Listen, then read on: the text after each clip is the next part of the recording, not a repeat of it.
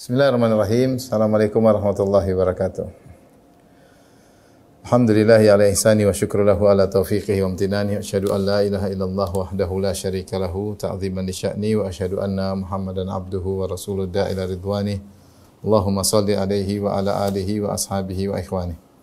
Para hadirin, para hadirat yang dirahmati oleh Allah Subhanahu wa taala, kita lanjutkan bahasan kita dari kitab Aqidah Al-Imam Syafi'i sebagaimana beliau tulis sendiri dalam buku-buku beliau dan sebagaimana juga dinukil oleh murid-murid beliau. Dan pada kesempatan kali ini kita akan bahas pada bab berikutnya, bab Maja'ani Al-Imam Syafi'i rahimahullah fi dhammi sufiyah. Bab tentang riwayat-riwayat yang datang dari Imam Syafi'i di mana beliau mencela kaum sufiyah. Kita bacakan terlebih dahulu muridnya yaitu Yunus bin Abdul A'la berkata, Sami'tu asy-Syafi'i yaqul, aku mendengar Imam Syafi'i berkata, "Lau anna rajulan tasawwafa min awalin nahar lam ya'ti alaihi adh-dhuhru illa wajadtahu ahmaq." Seandainya ada seorang ikut-ikutan tasawuf di pagi hari, maka belum datang zuhur kecuali kau akan dapati dia sudah bodoh, ya, sudah bodoh. Kemudian juga wa an Rabi' bin Sulaiman Al-Muradi, juga diriwayatkan dari murid Imam Syafi'i yang lain bernama Rabi' bin Sulaiman Al-Muradi. Beliau berkata rahimahullah, sami'tu Syafi'i yaqul, aku mendengar guruku Syafi'i berkata, ma ra'aitu sufiyan aqilan qat illa Muslim Al-Khawwas. Aku tidak melihat ada seorang sufi pun yang berakal kecuali satu orang saja namanya Muslim Al-Khawwas. Wa an Harmalah bin Yahya, dan dari Harmalah bin Yahya juga murid Imam Syafi'i, beliau berkata, sami'tu Syafi'i yaqul, aku mendengar Imam Syafi'i berkata, wada'il ladzina idza atauka tanassaku, tinggalkanlah orang-orang kalau bertemu di depan engkau maka mereka seakan-akan ahli ibadah, wa idza khalau kanu dhi'ab khifaf, adapun jika mereka sedang bersendirian maka mereka seperti serigala, ya, yang berada di padang pasir, yaitu serigala yang maksudnya kalau sendirian bermaksiat, tapi kalau depan sok ahli ibadah. Taib, ini di antara riwayat-riwayat dari Imam Syafi'i yang menunjukkan bagaimana celaan Imam Syafi'i terhadap kaum sufiyah. Sungguhnya siapa sih kaum sufiyah? Kita dengar istilah tasawuf, istilah sufiyah. Sufiyah adalah istilah yang baru yang tidak ada di zaman Nabi SAW dan zaman para sahabat. Tidak ada istilah tasawuf atau sufiyah. Oleh karenanya para ulama berselisih pendapat tentang sufiyah ini nisbah kepada apa? Nisbah kepada apa, ya? Ada yang mengatakan, ada khilaf panjang sebenarnya dijelaskan oleh Ibnu Jauzi rahimahullah. Ada yang mengatakan nisbah kepada nama seseorang yang di zaman jahiliyah mengurus Ka'bah. Ada yang mengatakan nisbah kepada kaum Suffah yang dulu di zaman Nabi ditinggali orang-orang yang miskin. Namun dikritik oleh para ulama kalau dinisbahkan kepada Suffah harusnya Sufi bukan Sufi. Tapi Sufi ada wawunya, Sufi. Oleh karenanya tidak pas dinisbahkan kepada sufa. Ada yang mengatakan dinisbahkan kepada sofa, yaitu tentang kebersihan hati. Harusnya kalau nisbah kepada sofa harus namanya sofai, ya. Ada yang mengatakan kepada sofwah. Intinya khilaf. Sebagian ulama merajihkan bahwasanya sufi itu nisbah kepada sufi. Sufi itu kain yang terbuat dari kain suf, ya, dari bulu domba, ya, kalau tidak salah, ya. Dahulu dipakai oleh orang-orang, ya, untuk melambangkan kezuhudan. Zuhud, hidup yang zuhud. Intinya istilah sufi ini di zaman Nabi SAW tidak ada, dia muncul belakangan. Pertama kali kalau kita bandingkan dengan kaum sufiyah di zaman dahulu, ya, di kalangan setelah tabi'in, ya, mereka adalah orang-orang yang zuhud, ya, berbicara tentang akhirat, ya, membuat orang untuk zuhud terhadap dunia. Zuhud maksudnya membuat seorang merasa dunia itu rendah sehingga tidak tertarik dengan dunia, ya. Muncul orang-orang saleh seperti disebutkan oleh Ibnu Taimiyah rahimahullah, seperti Junaid, ya, Fudail bin Iyad, ya, Bishr al-Hafi, beberapa tokoh-tokoh orang-orang yang dikenal sebagai orang-orang ahli zuhud. Mereka dikenal dengan orang kaum sufiyah, ya, atau orang menisbahkan mereka kepada kaum sufiyah, ya. Ya. Tetapi mereka ini masih di atas akidah Ahlussunnah wal Jamaah, di atas thariqah yang lurus, di atas jalan yang benar. Hanya saja mereka lebih cenderung sering berbicara tentang akhirat, tentang zuhud terhadap dunia, ya. Maka sehingga dinisbahkanlah mereka kepada kaum sufiyah. Namun berjalan dengan waktu, kata Ibnu Jauzi dalam kitab Talbis Iblis, maka sufiyah semakin berkembang. Mulai muncullah bid'ah-bid'ah, ibadah-ibadah yang aneh-aneh, kemudian bahkan sampai akidah yang aneh-aneh. Kita bandingkan misalnya sufiyah zaman dahulu seperti Junaid, Fudail bin Iyad dan para ulama di zaman tersebut yang dikenal sebagai orang-orang sufi atau dinisbahkan kepada sufi. Dan meskipun mereka belum tentu mengatakan diri mereka sufi, tapi mereka dinisbahkan kepada sufiyah dan sebagian mereka mungkin juga termasuk dari sufiyah. Kita bandingkan dengan sufiyah zaman belakangan, ya, maka bercampur dengan akidah-akidah yang rusak, ya, seperti contoh dikenal dengan Imam sufiyah Ibnu Arabi. Ibnu Arabi rusak akidahnya, berpendapat dengan wahdatul wujud, menganggap bahwasanya makhluk adalah Allah, Allah adalah makhluk, ya. Ya. Sampai dalam syairnya dia berkata, al-abdu rabbun wa rabbu abdun, ya laita syi'ri manil mukallaf. Hamba adalah Tuhan, Tuhan adalah hamba. Kalau begitu siapa yang disuruh untuk beribadah? Kau bagaimana menyuruh sang hamba beribadah sementara hamba tersebut adalah Tuhan itu sendiri? Sampai dia meyakini semua yang disembah adalah Allah Subhanahu wa taala. Mau sembah berhala, mau sembah hewan, semua yang disembah adalah Allah karena makhluk adalah Allah adalah makhluk. Ini akidah yang rusak.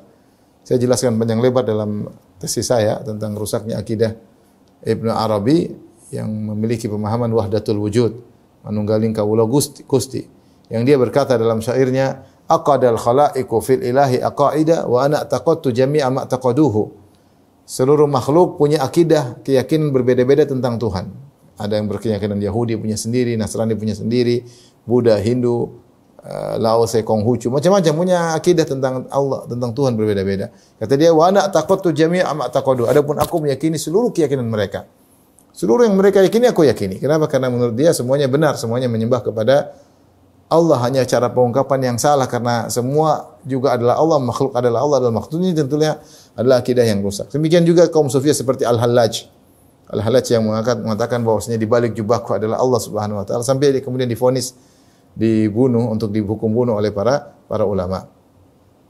Sehingga sufiyah berkembang sampai di antara mereka ada yang benar-benar kelewatan batas sampai mengatakan jika kami sudah mencapai dengan latihan-latihan tertentu, dengan berkholwat dalam kegelapan dan macam-macamnya sampai pada derajat ma'rifat atau hakikat, maka saqata takalif, maka semua beban syariat sudah gugur. Maka tidak lagi perlu salat, tidak perlu ini, tidak perlu ini. Mereka berdalil dengan ayat, dengan pemahaman mereka. Allah berfirman, wa'bud rabbaka hatta ya'tiyakal yaqin. Hendaknya engkau wahai Muhammad menyembah Allah sampai datang keyakinan kepadamu. Mereka memahami ayat ini di akhir surat Al-Hijr. Sembahlah Allah sampai kau yakin. Kau sudah yakin tidak perlu menyembah Allah. Padahal maksud al-yakin dengan ijma' ulama maksudnya adalah kematian. Yaitu Allah menyuruh Nabi untuk terus beribadah selama masih ada hayat di badan, ya, maka harus tetap beribadah. Ya. Makanya Nabi SAW ketika sakit-sakitan, beliau berusaha untuk sholat di masjid sampai beliau pingsan karena tidak kuat. Ketika beliau sadar, beliau berkata, hal sholat nas, orang sudah sholat? Maka dikatakan belum, hum yantadhirunak. Mereka menanti engkau ya Rasulullah. Rasulullah SAW kemudian mandi, kemudian Rasulullah SAW merasa segar, dia ingin bangkit lagi, pingsan lagi sampai 3 kali. Rasulullah tidak mampu untuk salat.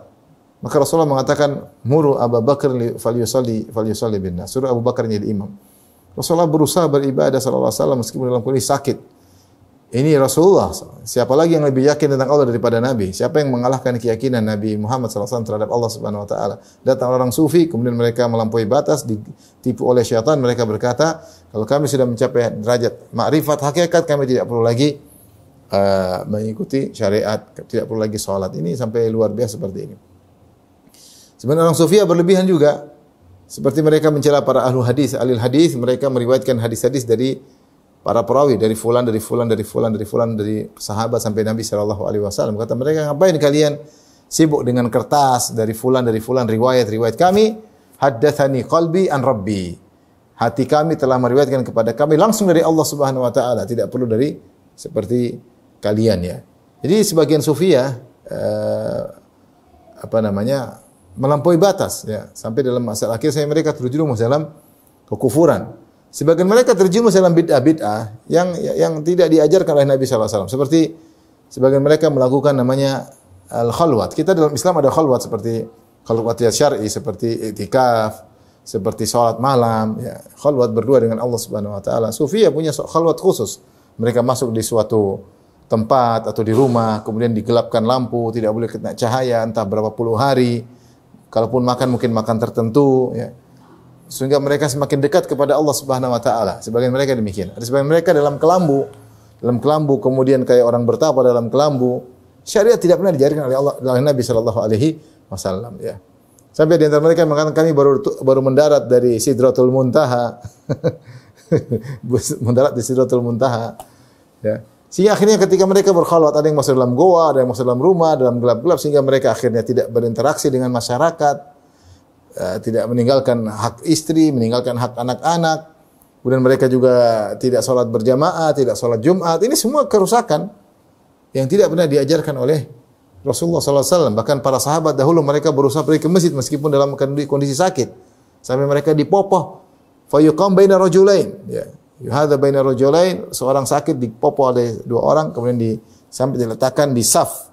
Dulu sahabat demikian. Ini malah berdiam-diam dalam kegelapan. Ini semua contoh-contoh bid'ah yang dilakukan oleh para Sufiyah, ya. Sufiyah bertingkat-tingkat sehingga kita tidak bisa menyatakan Sufiyah itu begini. Sufiyah itu berbagai macam. Kalau Sufiyah maksudnya hanyalah sekedar zuhud kepada dunia, mengingat akhirat, maka kita semua dituntut untuk seperti itu. Tapi kalau Sufiyah maknanya adalah tarekat khusus, punya cara ibadah khusus, punya zikir khusus, punya keyakinan khusus, punya akidah khusus, maka ini yang harus ditimbang dengan Al-Quran dan Sunnah. Ya. Saya seperti pernah ketemu seorang Sufiyah. Sekarang alhamdulillah sudah sadar dan bahkan dia jadi ustadz Sunnah. Saya ngobrol sama dia, belajar sama Fulani, ya, sama Habib Fulan atau sama Kiai Fulan. Kemudian dia cerita, kita dibuat merasakan bahwa setiap kita dimanapun berada kita dilihat oleh guru kami. Sehingga akhirnya timbul dalam perasaan dia kalau dia melakukan maksiat dia takut ketahuan sama guru, bukan takut oleh Allah dengan Allah Subhanahu wa taala. Sampai tingkatan seperti ini. Ya. Karena kalau dia pulang dari kegiatan biasanya gurunya naik, kamu tadi gini ya, kamu tadi gini ya. Sehingga mungkin ada jin yang kasih tahu sehingga yang terbetik dalam benaknya jangan sampai ketahuan sama kiainya, jangan sampai ketahuan sama gurunya, sampai diketahuan oleh ustadznya, jangan sampai ketahuan mursyidnya. Sehingga dimanapun dia melakukan kegiatan aktivitas, bayangin dia saya dilihat oleh guru saya. Jadi bukan lagi Allah yang basir yang maha melihat, ya, tapi gurunya yang maha melihat. Sehingga dia pun bukan bertakwa kepada Allah, tapi takut kepada gurunya. Sampai seperti itu. Nah, ini contoh bahwasanya Sufiyah itu macam-macam. Ya, Sufiyah macam-macam. Oleh karenanya apapun bentuk Sufiyah, kita harus timbang dengan Al-Quran Sunnah. Jika maksudnya adalah zuhud kepada dunia dan selalu mengingat akhirat, maka itu baik. Ya. Tapi jika tidak, maka tentu merupakan kesalahan. Nah, Al-Imam Syafi'i rahimahullahu ta'ala mendapati model-model Sufiyah yang mulai muncul di zaman beliau. Ya.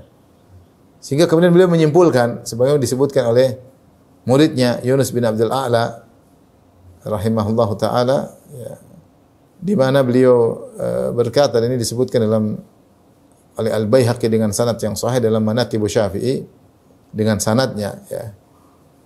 Sehingga Yunus bin Abdul A'la kemudian dia berkata, sami'tu Syafi'iyya yaqul, aku mendengar Imam Syafi'i berkata, lau anna rajulan tasawwafa min awalin nahar, kalau ada seorang ikut-ikut Sufiyah menjadi sufi di pagi hari, awal nahar maksud di pagi hari, lam ya'ti alaihi adh-dhuhru illa wajadtuhu ahmaq.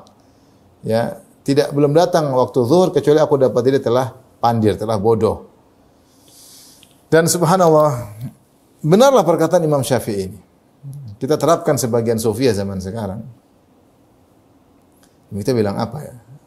Hanya hal yang tidak masuk akal mereka sampaikan. Mau kita bilang pandir ya pandir, bilang bodoh ya bodoh. Gimana ya? Di zaman sekarang sebagian Sufiyah, ya, misalnya aneh-aneh mereka seperti itu. Tentu tidak semua. Saya tidak mengatakan Sufiyah, semua macam-macam orang. Ada yang akidahnya benar, ada yang akidahnya salah, ada yang maksudnya zuhud, ada yang akidahnya menyimpang. Sebagian kita sebut. Sehingga kita tidak memberi hukum umum, mengeneralisir, tidak. Tapi sebagian Sufiyah di tanah air kita aneh-aneh, ya. Seperti mengatakan, ya, nenek moyang kami ada yang bisa memadamkan api neraka. Subhanallah. Gimana madam api neraka? Tapi ada aja yang membenarkan. Yang membenarkan. Sampai sebenarnya lagi mengatakan di kota tertentu ada wali fulan, dia mendiamkan matahari. Matahari tidak berjalan. Sehingga masyarakat situ akhirnya gelisah karena lagi puasa sunnah kok enggak terbenam, tidak terbuka-buka karena rupanya mataharinya ditahan oleh wali fulan. Maksudnya subhanallah. Sampai mereka mengatakan tidaklah Allah menurunkan azab kepada satu kaum kecuali Allah kasih tahu dulu kepada wali fulan atau wali kutub fulan. Kalau dia setuju maka Allah turunkan, jika tidak maka Allah tidak turunkan. Ini siapa yang memahami seperti ini? Apa tidak kepandiran seperti ini? Ya, benar kata Imam Syafi'i, tidaklah dia ikut-ikut sufi di pagi hari dan dia mendalami kecuali sebelum zuhur dia sudah pandir, sudah bodoh, ahmak. Ini perkataan Imam Syafi'i, bukan perkataan saya. Ya. Jadi kalau mulai percaya di awal, begitu cepatnya kebodohan. Karena kalau sudah masuk dalam dunia sufia, yang ini apa saja yang mungkin, semuanya mungkin, meskipun tidak logis. Ya. Di antara mereka yang mengatakan wali fulan mi'raj kepada Allah dalam sehari 70 kali. Nabi Muhammad SAW saja Isra Mi'raj sekali seumur hidup. Ini mengatakan dalam sehari 70 kali mi'raj bertemu Allah Subhanahu wa taala. Kalau kita mau ceritakan aneh-aneh, ya. Dan demikianlah gimana ya kita mau lihat. Sudah tidak pakai syariat, sudah enggak pakai dalil, pokoknya pakai perasaan apa saja boleh disampaikan. Ya. Sampai di antara mereka ada yang mengatakan bahwasanya dia menghentikan malaikat munkar dan nakir. Ada malaikat munkar dan nakir sedang menyiksa orang di kuburan, sementara sang wali ini sedang berzikir dalam alam barzakh. Dia terganggu dengan gangguan rintihan teriakan orang yang sedang disiksa oleh malaikat munkar dan nakir. Maka dia bilang, wahai malaikat, jangan siksa dia. Saya terganggu ibadah saya. Ajib. Ada yang percaya, ada aja. Ya. Ada aja yang percaya. Ya. Sampai di antara mereka juga ada yang berkata, ya. Sebenarnya saya kalau dengar aneh-aneh ya. Ada seorang mau menziarahi kuburan Nabi sallallahu alaihi wasallam. Wali fulan menziarahi kuburan Nabi sallallahu alaihi wasallam. Ketika dia menziarahi kuburan Nabi, ternyata Nabi sedang keluar dari kuburan, sedang ziarah ke wali yang lain. Di Yaman atau di mana ya. Maka akhirnya Fatimah keluar. Semua keluar di kuburan nih. Fatimah juga keluar dari kuburan. Kemudian berkata kepada wali tersebut, kamu mau kemana? Kata wali tersebut, saya ingin ke kuburan ayahmu. Kata Fatimah radhiyallahu anha, ayahku lagi tidak di kuburan. Ayahku lagi ziarah ke wali fulan. Nabi sampai ziarah ke wali fulan. Sampai kuburannya kosong.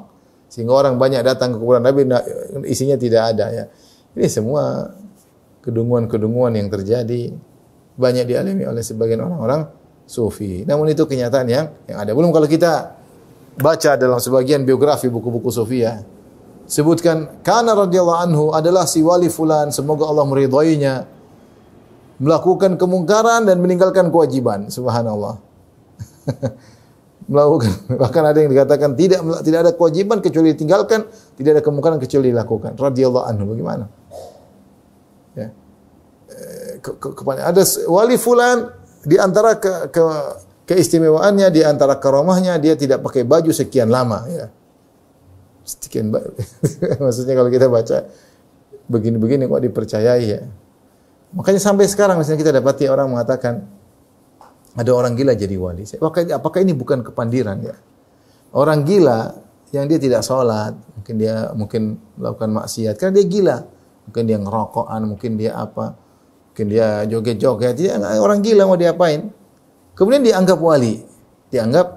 Siapa dia wali? Siapa? Orang sufi. Kalau orang bukan sufi, mana anggap orang gila? Kasihan, lihat orang gila kita kasihan.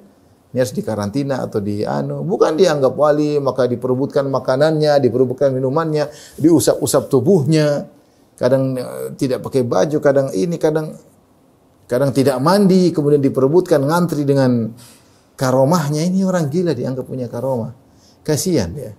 Kenapa sampai dia gila? Karena saking cintanya kepada Allah, maka dia majdzub, tertarik, terbawa oleh Allah Subhanahu wa taala. Ya akhi, siapa yang lebih cinta kepada Allah daripada Nabi, daripada para sahabat? Adakah satu seorang sahabat, satu saja, yang mereka cinta kepada luar biasa, mengorbankan jiwa, raga mereka, harta mereka, cinta mereka luar biasa. Kemudian jadi gila gara-gara cinta kepada Allah. Jadi gila karena Allah perhatian sama dia. Enggak ada ya. Enggak ada. Nah, yang menganggap wali gila bukankah ini kepandiran? Ada wali, orang gila dianggap wali. Subhanallah. Tapi kalau kita diskusi percuma, kita pasti ya ini kan bisa saja, semua bisa saja, tapi kan apakah demikian ya? Ada wali bisa matikan api neraka, ya bisa saja. Kalau bilang bisa saja, kalau Allah izinkan. Tapi mana izinnya dari Allah Subhanahu wa taala? Ya. Nabi saja berkata, "Ya fulan anqidhi nafsak minan nar." Wahai fulan, anqidh nafsak minan nar. Anqidh anfusakum minan nar. Ya Fatimah, anqidhi nafsak. Wahai Fatimah, selamatkan dirimu dari neraka. Wahai fulan, wahai bani fulan, selamatkan diri kalian dari neraka. La ughni ankum minallahi syai'a. Aku tidak bisa membantu kalian sama sekali. Ini Nabi tidak bisa membantu orang masuk neraka, ini bisa memadamkan api neraka. Oh dibilang pandir ya pandir. Benar perkataan Imam Syafi'i. Benar perkataan Imam Syafi'i. Oleh karenanya disebut ke dalam Imam Syafi'i pernah berhadapan dengan orang seperti ini ya. Dalam Manaqib Syafi'i al-Baihaqi jilid 2 halaman 27 sampai 29 ada seorang dari kaum sufi yang disebutkan dari sufi Kolandria atau Sofia Sofia di Kolandria ya. Jadi Malamiyah itu sufi model kaum sufi ya. Jadi orang ini dari Malami, dari Sufi Malamiyah, dia mengejek Imam Syafi'i. Dia mengatakan al-battal, yaitu Imam Syafi'i diejek sebagai pengangguran ya. Kurang kerjaan. Ngelihat Imam Syafi'i lagi ngajar di masjid, al-battal ya. Pengangguran. Jadi Imam Syafi'i dia punya penyakit. Imam Syafi'i meninggal di antaranya karena penyakit wasir ya. Sehingga Imam Syafi'i kalau dia ada majelis maka dia kasih parfum di tiangnya, disebutkan di tiang tempat dia duduk situ dikasih parfum sehingga agar mengurangi mungkin aroma yang tidak sedap. Tiba-tiba suatu hari orang ini dia datang hadir majelis Syafi'i. Ini sering aja Imam Syafi'i dia mengatakan batal pengangguran. Kemudian dia meletakkan kotoran ya akramakumullah tahi kotoran di kumisnya. Kemudian dia masuk di majelis Imam Syafi'i. Maka Imam Syafi'i kaget, biasanya majelisnya harum karena dia sering taruh parfum. Tahu-tahu dia cium bau yang tidak enak. Maka Imam Syafi'i berkata kepada murid-muridnya, "Fattishuni alakum." Coba buka sendal kalian. Ada kotoran enggak? Karena dulu kan mungkin pasir jadi bawa sendal. Qalu ma nara syai'an ya Aba Abdullah. Kata mereka, kami tidak temukan kotoran di sendal-sendal kami. Kemudian kata Imam Syafi'i, maka fayashummu ba'dukum ba'dha, hendaknya sebagian kalian mencium satu yang lainnya, saling mencium, ada bau enggak? Akhirnya mereka mengatakan, ya Syafi'i, ya guru kami ini ada orang ini bau, ya. Dia taruh kotoran di ini jadi bikin bau tai di kotoran di kumisnya. Maka Imam Syafi'i berkata, "Ma hamalaka ala hadza?" Kenapa kau bikin demikian? Maka dia mengejek Imam Syafi'i, dia berkata, "Ra'aitu tajabburaka fa aradtu an atawadha lillah." Ya. Aku lihat engkau angkuh ya. Maka aku ingin aku tawaduk kepada Allah sehingga taruh kotoran di di kumisnya ya. Maka datanglah polisi atau petugas kemudian diambil orang ini kemudian dipukul ya 30 kali atau 40 kali karena dia melakukan dua kesalahan. Pertama dia bawa kotoran di masjid dengan sengaja, bawa kotoran di masjid. Yang kedua dia salat tanpa bersuci. Karena dia salat ada kotoran di ini kan tidak sah karena bawa kotoran di tubuh. Maka dia dihukum karena itu. Ini karena kepandiran ya, pingin tawadhu, mau taruh kotoran di kumis. Ini dialami oleh Imam Syafi'i. Maka benar perkataan Imam Syafi'i, aku tidak melihat seorang sufi di pagi hari belajar sufi kecuali di siang hari sudah aku dapati dia bodoh. Otak sudah, kalau sudah sufi otak terkunci, tidak mau lihat dalil, Al-Qur'an sudah tidak ada. Pokoknya kata nenek moyang begini kita ikuti. Ya. Mau dibilang susah kita bicara ya. Katanya Nabi hadir dalam kajian, dalam beberapa kajian-kajian Nabi hadir, bahkan dalam satu waktu 10 kajian Nabi hadir, oh percaya saja. Ya. Banyak lah, kita mau bicara juga sulit ya. Mau dicerna tapi kata mereka begitu ya. Taib, kita lanjutkan. Wa anir Rabi' bin Sulaiman al-Muradi, dari murid Imam Syafi'i yang bernama Rabi' bin Sulaiman al-Muradi, menguatkan apa yang sudah kita sebutkan tadi, yang dinukil oleh Imam Syafi'i, bahwasanya tidaklah seorang belajar sufi di pagi hari kecuali sebelum datang siang dia sudah pandir, sudah bodoh. Kata Rabi' bin Sulaiman al-Muradi, qala sami'tu Syafi'i yaqul, aku mendengar Imam Syafi'i rahimahullah berkata, ma ra'aitu sufiyan aqilan qat illa muslim al-khawas. Aku tidak mendapati seorang sufi pun yang berakal kecuali muslim al-khawas. Jadi Imam Syafi'i mendapati orang sufi banyak yang ngaku-ngaku sufi, semuanya pandir, tidak berakal, akal mereka pergi. Cuma satu orang yang dia dapati baik, itu akalnya masih bagus, ya, muslim al-khawas. Muslim al-khawas ya. Maka terkadang seorang belajar sufi akalnya hilang. Akalnya hilang. Kadang dibodoh-bodohi oleh gurunya. Ya, saya pernah ketemu seorang, dia belajar sufi di suatu daerah, dia sebutkan, saya tidak ingin sebutkan dalam kajian, tapi seorang sufi terkenal. Ini orang, ya, saya belajar di sana berbulan-bulan, 1-2 bulan, terus saya tidur di situ, kemudian setiap hari Jumat nggak ada orang ini. Setiap hari Jumat tidak ada. Kita sholat Jumat dia nggak ada ruangan masuk dia, katanya dia sholat Jumat di Mekah. Nanti habis sholat Jumat baru dia muncul. Kita percaya dulu, nggak ngerti. Ya. Kita baru tahu sekarang belakangan, memang ternyata di Mekah sama Jakarta beda 4 jam. Artinya kalau jam 12 siang di Jakarta, kita sholat Jumat, dia main ke Mekah, sholat Jumat sama siapa? Masih jam 8, ya. Belum ada, imamnya mungkin masih istirahat. Ya. Tapi kita dulu percaya-percaya aja. Ya. Lupa kalau ada perbedaan waktu. Dibodoh-bodohin, paham aja. Makanya paling mudah dibodoh-bodohin orang sufi. Kalau dibodoh-bodohin begini, disuruh begini, nurut. Karena akalnya sudah dihilangkan oleh gurunya. Karena kepandiran tadi, sudah belajar sufi, apa saja dia percayai. Disuruh ini, disuruh ini, percaya. Ya. Maka waspada kalau ada namanya sufi, ya harus ngerti sufi yang bagaimana. Ya, jangan sampai bablas, ya, berlebih-lebihan. Akhirnya menjadi orang pandir. Kemudian berikutnya an Harmalah bin Yahya qala sami'tu Syafi'i yaqul, dari Harmalah bin Yahya murid Imam Syafi'i berkata, aku mendengar Imam Syafi'i berkata, wada'il ladzina idza atauka tanassaku. Imam Syafi'i ada sebagian orang sok-sok rajin ibadah namun ternyata penampilan luar aja. Tinggalkanlah orang-orang jika datang bertemu kepada engkau dia tanassaku seperti ahli ibadah. Wa idza khalau kanu dhi'ab khifaf. Tapi kalau sudah sendirian tidak bersama engkau maka lihat kelakuan mereka seperti apa ya. Kalau mereka jauh dari ibadah, jauh daripada zuhud, ya. Ini karenanya kalau Sofia di awal-awal yang seperti sekelompok ulama tadi yang dinisbahkan kepada Sofia Ibrahim bin Adham, ya, Junaid, ya, Fudail bin Iyad, Bishr al-Hafi, sebagian ulama mereka zuhud, benar-benar zuhud. Kita dapati sebagian Sofia zaman sekarang malah kebalikan, malah mewah-mewah. Kemudian makanan bermewah-mewah, ya, kendaraan bermewah-mewah, pakaian luar biasa, dan macam-macam lah, macam-macam ya. Kadang sebagian mereka membanggakan kemewahan, maka jauh daripada orang-orang Sufiyah di awal-awal ya. Oleh karenanya terkadang mereka sok seperti rajin ibadah kata Imam Syafi'i, tapi ternyata ketika bersendirian jauh daripada ibadah kepada Allah Subhanahu wa taala. Tapi kita lanjutkan bab berikutnya, bab maja'an dari Imam Syafi'i fi ghina'is Sufiyah. Bab tentang riwayat-riwayat yang datang dari Imam Syafi'i yang tentang nyanyian-nyanyian kaum Sufiyah. Nyanyian kaum Sufiyah ini sudah ada sejak zaman dahulu. Kadang disebut dengan sama, itu sama. Sama maksudnya mendengar nasyid-nasyid, kemudian sampai joget-joget. Ada Imam Syafi'i menambahkan dengan takbir, at-takbir. Ya. Kita dengarkan Anil Hasan bin Abdul Aziz berkata, qala sami'tu Syafi'i yaqul. Aku mendengar Syafi'i berkata, khallaftu bil Iraqi syai'an yusamma at-takbir. Wa dha'atu az-zanadiqatu yashtaghiluna bi anil Qur'an. Aku meninggalkan Irak, itu Imam Syafi'i pergi ke Mesir.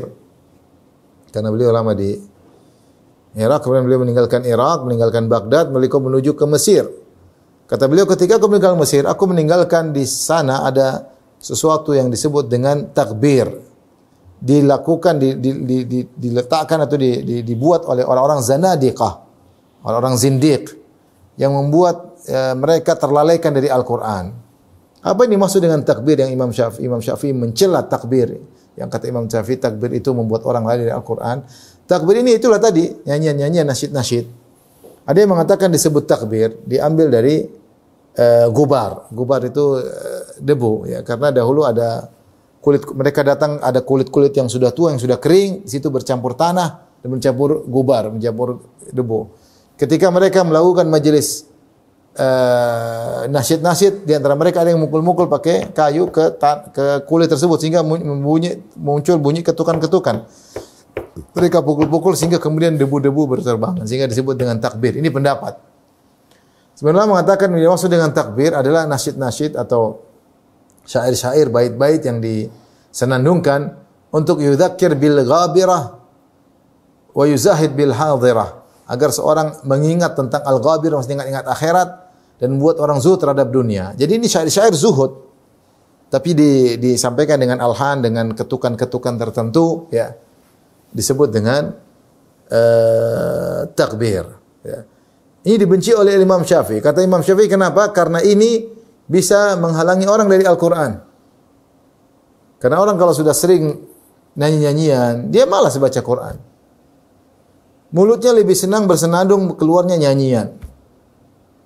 Kapan disenandung Al-Quran, sementara dia lebih senang dengan nasyid-nasyid. Padahal nasyid-nasyid terkait dengan kezuhudan. Tapi disajikan dengan ada ketukan-ketukan. Ya. Dan terlalu sering, Imam Syafi'i tidak suka seperti ini. Karena membuat orang terlalaikan dari Al-Quranul Karim. Taib,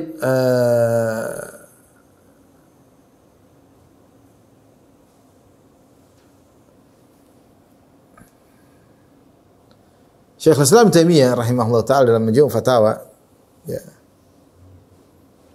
beliau membahas di antaranya ketika beliau mengomentari, ya, perkataan Imam Syafi'i tersebut, khallaftu bi Baghdad syai'an ahdatsatu zanadiqa yusammunahu takbir yasudduna bihi nas 'anil Qur'an. Dari Hasan bin Abdul Aziz Al-Harrani, dia mengatakan, aku mendengar Imam Syafi'i berkata, aku meninggalkan di Baghdad sesuatu yang dibuat-buat oleh kaum zanadiqah. Mereka menamakannya dengan takbir, menghalangi orang dari Al-Qur'an. Kata Ibnu Taimiyah mengomentari perkataan Imam Syafi'i ini, wa hadza min kamali ma'rifati Syafi'i wa ilmihi bid-din. Dan ini menunjukkan sempurnanya ilmu Imam Syafi'i dan wawasannya tentang agama. Fa innal qalba idza ta'awwada sama'al qasaid wal abyad wal tadza biha hasalahu nufurun an sama'il Qur'an wal ayat. Maka hati kalau sudah terbiasa mendengar qasidah-qasidah, lantunan-lantunan, syair-syair, padahal tentang zuhud nih, tentang zuhud, bukan tentang wanita, bukan tentang dunia, bukan tentang zuhud. Agar zuhud terhadap dunia, untuk ingat akhirat. Tapi kalau hati sudah terbiasa mendengar qasidah-qasidah dan bait-bait, kemudian wal tadza biha, dan dia merasa nyaman, kelezatan dengan syair-syair tersebut, maka muncul dari hati tersebut tidak merasa jauh dari mendengar Al-Quran. Tidak nyaman lagi, kurang nyaman untuk mendengar Al-Quran. Lebih senang mendengar zuhud syair-syair tersebut. Ada rasa tidak nyaman, rasa jauh dari mendengar Al-Quran ayat-ayat. Fayastaghni bisama'i syaitan anis sama'ir rahman. Dan akhirnya hati merasa nyaman dengan mendengar syaitan daripada mendengar lantunan firman Allah Subhanahu wa taala.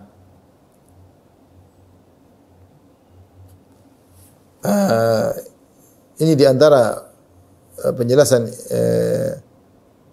Ibnu Taimiyah dalam Majmu' Fatawa jilid 11 halaman 532. Kemudian juga di Ibnu Taimiyah juga dalam halaman 569, jilid 11 halaman 569, beliau menyebutkan pendapat Imam Syafi'i tentang takbir tadi, yaitu syair-syair yang untuk mengingat kepada akhirat, tetapi disajikan dengan ketukan-ketukan.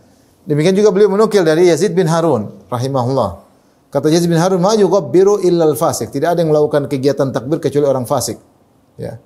Wa mata kana takbir? Sejak kapan ada takbir? Seperti di zaman Nabi tidak, zaman sahabat tidak ada, zaman tabi'in tidak ada, muncul belakangan. Tidak ada. Meskipun tujuannya baik untuk mengingat akhirat, namun cara sebenarnya tidak ada di zaman para salaf. Wa su'ila anhu al-Imam Ahmad faqala akrahu wa huwa muhdath. Imam Ahmad ditanya tentang takbir, kata Imam Ahmad, aku tidak suka dengan ini karena ini perkara bid'ah. Ya. Ini adalah perkara bid'ah. Oleh karenanya Ibnu Taimiyah menyebutkan bahwasanya para ulama dahulu tidak ada yang pernah ikut majelis seperti ini. Ibrahim bin Adham, Al-Fudail bin Iyad, Ma'ruf Al-Karhi, Abu Sulaiman Ad-Darani, Ahmad bin Abil Hiwari, Wasirri dan seterusnya, mereka tidak pernah menghadiri acara-acara seperti ini. Malah mereka orang alim, mereka zuhudnya luar biasa, tapi mereka tidak mencari kezuhudan dengan mendengar bait-bait syair seperti ini. Oleh karenanya apa yang dilakukan oleh sebagian saudara-saudara kita, nyanyi melulu kerjanya, nyanyi berjam-jam, nyanyi, terkadang pakai rebana, terkadang pakai ketukan-ketukan. Ini yang disebutkan oleh Imam Syafi'i. Mau isinya mengingat akhirat pun dilarang oleh Imam Syafi'i. Imam Syafi'i tidak suka. Ini padahal cuma pakai kulit dipukul-pukul pakai kayu, takbir sehingga ada debu-debu. Bagaimana lagi sekarang sebagian orang kemudian bikin nyanyian, panggil artis dangdutan, apalagi orang pakai DJ, kajian pakai DJ. Subhanallah. Ini ngaji atau apa? Nah, kita kan cinta sama Imam Syafi'i. Kita berusaha mengikuti pendapat penjelasan Imam Syafi'i rahimahullah ta'ala. Ya. Dia boleh menyampaikan nasihat luar biasa. Ini bukan kita mengaku pada mazhab Syafi'i, tapi kita paling sering goyang, paling sering joget, paling suka joget. Belum ikhtilat campur laki-laki perempuan. Belum sampai larut malam. Ya. Seandainya Imam Syafi'i hadir, tapi dia ridha dengan majelis seperti itu. Seandainya Abu Bakar, Umar hadir dalam majelis seperti itu, dia ridha. Imam Syafi'i mengatakan, aku meninggalkan di Baghdad suatu kegiatan yang dibuat oleh orang-orang zindiq. Ya. Yang disebut dengan takbir. Oleh karena Ibnu Taimiyah kemudian menjelaskan lebih panjang, dia mengatakan bahwasanya para ulama dahulu tidak pernah menghadiri majelis-majelis seperti ini. Kemudian beliau berkata lagi, "Wa ma dzakara Syafi'i min annahu min ihdatsy zanna kalamun imamun khabir." Kalamu imamin khabir, apa yang dikatakan Imam Syafi'i bahwasanya takbir, nyanyian-nyanyian tersebut itu dibuat oleh orang-orang zindik adalah perkataan seorang imam yang dia ahli dengan usulul Islam, ahli dengan pokok-pokok dasar-dasar Islam. Fa inna hadha sama' lam yarghab fihi wa yad'u ilaihi fil asl illa man huwa muttahamun bizandaqah. Asalnya tidak ada yang cara dengar-dengar nyanyian seperti ini, tidak ada yang menyerunya, mengajak untuk menghadirinya, kecuali asalnya yang menyuruhnya adalah orang yang dituduh dengan zandaqah. Seperti Ibnu Rawandi, Al-Farabi, Ibnu Sina dan yang semisalnya. Kama dzakarahu Abu Abdurrahman As-Sulami fi masalatis sama', seperti disebut Abdurrahman As-Sulami. Ibnu Rawandi demikian ya. Oleh karenanya Al-Farabi suka dengan nyanyian, Ibnu Sina suka dengan nyanyian. Jadi intinya kemudian Ibnu Taimiyah menyebutkan ini sama dengan orang-orang Yunani, ya, ahli-ahli filsafat Yunani suka dengan seperti ini. Adapun para sahabat, para tabi'in, para ulama, mereka tidak suka dengan seperti di antaranya Imam Syafi'i rahimahullahu taala. Maka kita berusaha untuk beribadah kepada Allah, mengingat akhirat dengan cara yang diajarkan oleh Nabi dan para sahabatnya, bukan yang kita bikin cara sendiri. Akhirnya kita bikin majelis nyanyian, majelis joget, bahkan majelis seperti ini. Kemudian kita pasang dengan nama Islami, joget Islami, musik Islami, dangdutan Islami, DJ Islami, semuanya Islami. Itu pun kalau mengingat akhirat, terkadang isinya bukan ingat akhirat. Bagaimana mau digabungkan ingat akhirat dengan joget-joget? Susah. Tapi kita masuk pada pembahasan berikutnya. Bab ma ja'anal Imam Syafi'i rahimahullah fil imamah wal khilafah. Bab tentang riwayat-riwayat yang dari Imam Syafi'i terkait dengan khilafah, kepemimpinan, pemerintahan.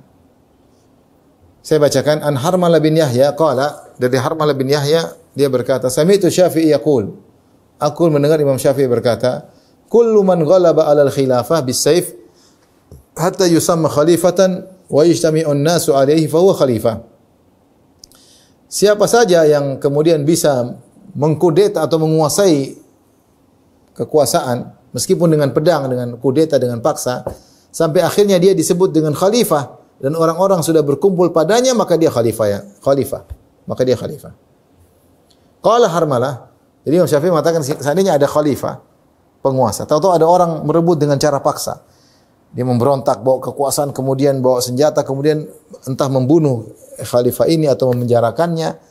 Kemudian dia menggantikan posisinya dengan kudeta. Kemudian rakyat semua cenderung kepada dia, tunduk pada dia, dia punya kekuatan, maka dia sekarang khalifah. Meskipun dia dapat dengan cara yang tidak syar'i. Qala Harmalah, yakni idza kana min Quraisyin yughza ma'ahu wa yusalla khalfahu al-jum'ah wa man lam yaf'al fa huwa sahibu bid'ah. Yaitu jika ternyata orang tersebut dari Quraisy, maka kalau perang bersama dia, dia jadi pemimpin yang kita berperang bersama dia. Kemudian kalau salat Jumat di belakang dia, siapa yang tidak mau salat di belakang dia meskipun dia mendapatkannya dengan cara kudeta? Siapa yang tidak mau berperang di bawah benderanya meskipun dia jadi khalifah dengan cara kudeta, maka ini adalah pelaku bid'ah. Pelaku bid'ah. Jadi ini di antara akidah Ahlussunnah wal Jamaah yang sebagaimana kita sering terkait dengan masalah penguasa ya.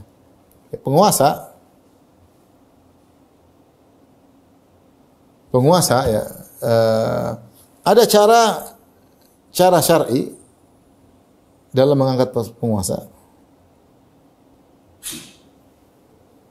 Mengangkat atau memilih penguasa.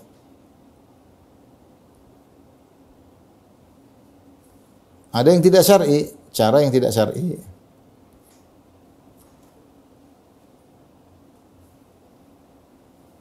Cara yang syar'i banyak seperti ditunjuk oleh khalifah sebelumnya. Ya, misalnya dipilih oleh ahli hal wal aqd. Dipilih oleh ahlul hal wal aqd.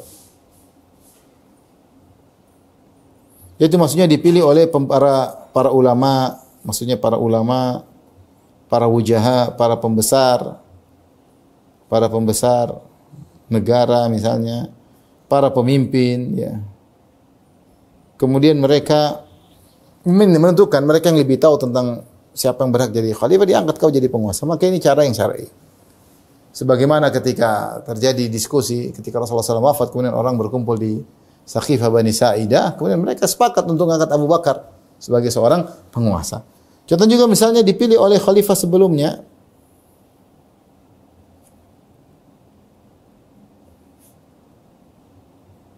Sebelumnya seperti yang dicontohkan oleh Abu Bakar kepada Umar. Abu Bakar milih Umar. Contoh Abu Bakar milih Umar. Radhiyallahu anhu, Abu Bakar radhiyallahu anhu memilih Umar. Atau misalnya yang berikutnya penguasa khalifah sebelumnya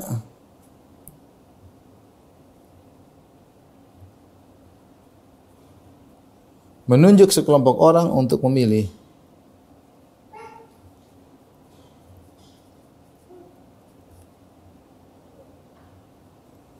Ini intinya, ini adalah cara-cara yang bijak di mana masalah kekuasaan adalah masalah yang besar. Tidak asal comot ini naik itu naik, tidak, harus ada majelis yang besar karena dia terkait dengan maslahat kaum muslimin. Dia kedudukan tertinggi khalifah penguasa ya. Adapun cara yang tidak syar'i, ya banyak cara yang tidak syar'i. Seperti apa misalnya cara tidak syar'i, misalnya dengan kudeta. Kudeta ini tentu tidak syar'i, terjadi pemberontakan, pemberontakan, bahkan pertumpahan darah, pembunuhan dan lain-lain ya dengan cara kudeta. Ya. Tentu tidak syar'i. Karena syariat melarang adanya pemberontakan, khuruj alal hakim, ya, memberontak, kemudian demo besar-besaran yang akhirnya kudeta ya. Ini tidak syar'i ya. Tidak syar'i. Contoh tidak syar'i juga seperti misalnya pemilu ya. Pemilu di mana semua suara dianggap sama.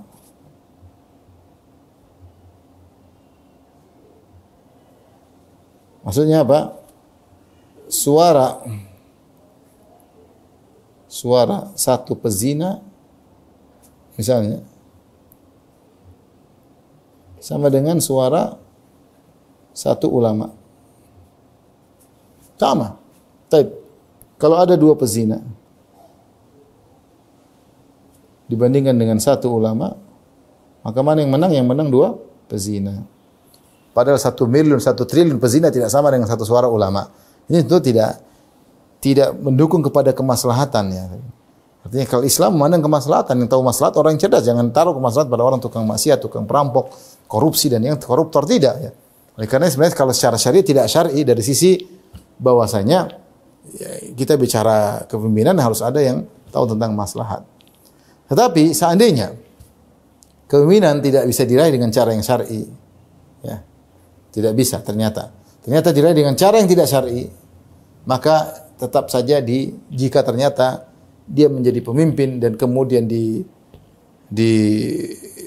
kekuasaan ada pada di tangannya, rakyat semua taat kepadanya, selesai, maka dia adalah khalifah yang syar'i meskipun caranya tidak syar'i. Meskipun caranya tidak syar'i, tetap dianggap khalifah yang syar'i. Meskipun caranya tidak syar'i, maka dia adalah khalifah. Dan ini adalah syariat yang indah karena Islam memandang adanya kemaslahatan. Kalau ini khalifah tidak dianggap syar'i juga, karena dituduh caranya tidak syar'i, maka akan terjadi pembunuhan lagi, pemberontakan berikutnya, dan seterusnya, dan akan terjadi pertumpahan darah, dan ini disenangi oleh musuh-musuh Islam. Maka apapun cara mencapai jadi khalifah, syar'i atau tidak syar'i, kalau dia sudah jadi khalifah, semua orang sudah tunduk kepadanya, maka otomatis dia harus ditaati, meskipun caranya tidak syar'i. Taib, di sini makanya Imam Syafi'i mengatakan, kullu man ghalaba 'alal khilafah, siapa yang berhasil menguasai khilafah, mengkodeta khilafah bisayf, meskipun dengan pedang, hatta yusama khalifah, sampai dia diangkat dikatakan sebagai khalifah. Wa yajtami'un nas 'alaihi, dan orang sudah kumpul di bawah kekuatan dia, fa huwa khalifah, maka dia adalah khalifah meskipun caranya salah. Bahkan konsekuensinya, kata Harmalah, kalau dia meskipun caranya salah, tapi dia sudah berkuasa dan dia ada statusnya khalifah meskipun caranya salah, maka tetap kalau mau berperang lawan musuh harus di bawah bendera kepemimpinan dia. Kalau dia salat Jumat, maka harus salat di belakang dia. Justru siapa yang tidak mau mengakui kekhilafahannya, maka dialah pelaku bid'ah, kata Harmalah, menjelaskan tentang pendapat Imam Syafi'i rahimahullahu ta'ala, ya. Maka ini sama dengan akidah Ahlussunnah yang sering kita sampaikan, bahwasanya yang namanya khalifah harusnya kalau dia sudah berkuasa hendaknya ditaati, ya, hendaknya ditaati. Sebenarnya sudah sering kita bahas pada bahasan-bahasan dalam masalah akidah, dalam misalnya akidah wasitiyah, penjelasan tentang bagaimana sikap kita kepada penguasa, ya. Baik, mungkin saya isyaratkan di antaranya ada namanya syarat-syarat khalifah.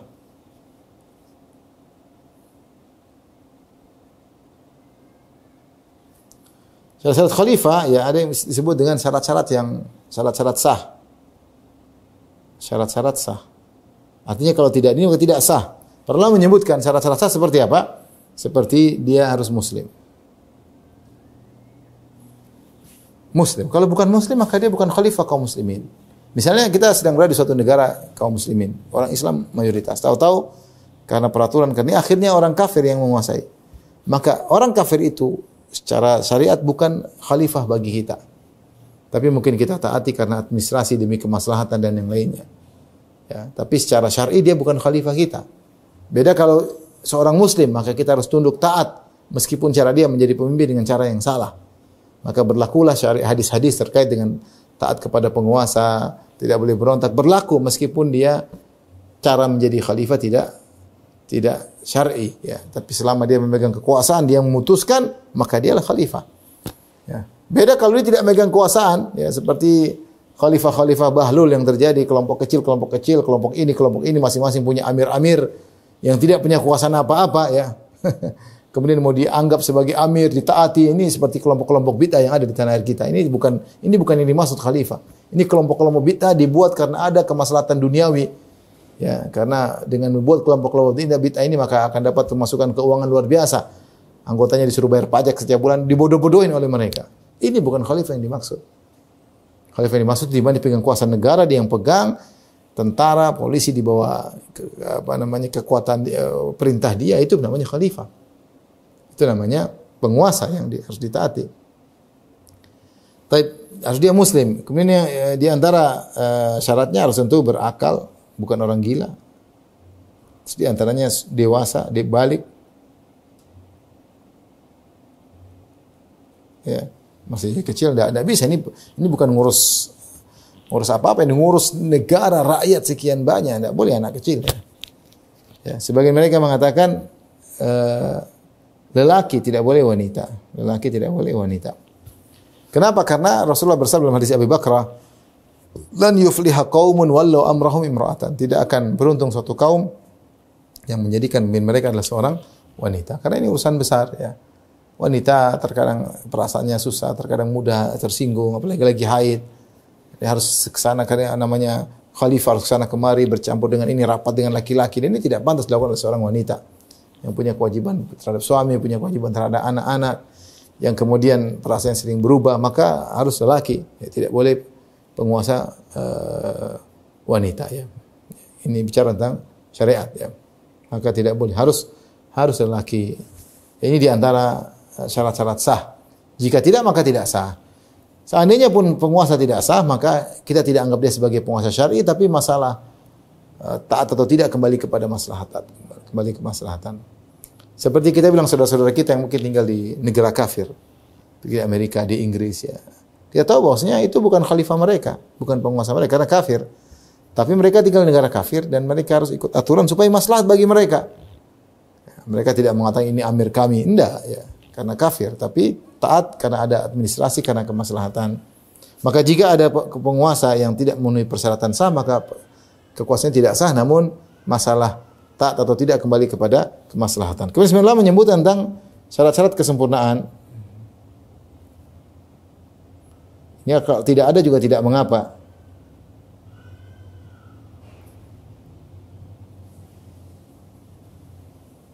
Bukan syarat sah, tapi dia sempurna seperti disebutkan dari Quraisy. Artinya kalau pemimpinnya Quraisy itu yang terbaik, al-immatu Quraisy. Para pemimpin kata Nabi dari Quraisy, tapi kalau tidak ada Quraisy tidak jadi masalah. Tidak harus dari Bani Hashim misalnya. Kalau ada lebih baik, kalau tidak harus misalnya. Ya. Dikatakan misalnya harus alim, orang alim ya. Ini selayaknya pemimpin alim seperti Abu Bakar, Umar. Namun kalau tidak ada yang ternyata tidak alim jadi penguasa, apakah sah? Tidak jadi masalah ya. Ya, oleh karenanya setelah itu penguasa-penguasa setelah Khulafaur Rasyidin dari Bani Umayyah, dari Bani Al-Abbasiyah, bukan orang-orang teralim di zamannya, beda dengan Khulafaur Rasyidin. Abu Bakar orang teralim di zamannya, Umar orang teralim di zamannya, Utsman orang tersoleh di zamannya, Ali bin Abi Thalib orang tersoleh di zamannya. Ini contoh maksud saya ya. Maka ketika seorang menjadi khalifah ya, dengan cara apapun, kudeta atau cara-cara yang tidak syar'i, yang penting disebut kekuasaan. Meskipun dia ternyata bukan orang alim, meskipun dia bukan Quraisy ya, maka itu bukan syarat sah ya. Maka tetap dianggap dia sebagai khalifah, maka berlaku aturan-aturan. Ini semua dibuat oleh syariat agar menjaga kemaslahatan. Agar tidak sering-sering terjadi pemberontakan, terjadi demonstrasi, menumpahkan darah. Itu bukan metode dari kaum muslimin. Ya, ini adalah metode impor dari non-muslim yang membuat kekacauan. Dan tidaklah pemberontakan tersebut kecuali menimbulkan kekacauan sebagaimana kita lihat negara semakin terpuruk, secara ekonomi semakin terpuruk, menjalankan agama pun semakin susah. Ini disenangi oleh musuh-musuh Islam. Maka jangan seorang terpancing, kita mengikuti sunnah Nabi sallallahu alaihi wasallam. Demikian wabillahi taufiq wal hidayah. Assalamualaikum warahmatullahi wabarakatuh.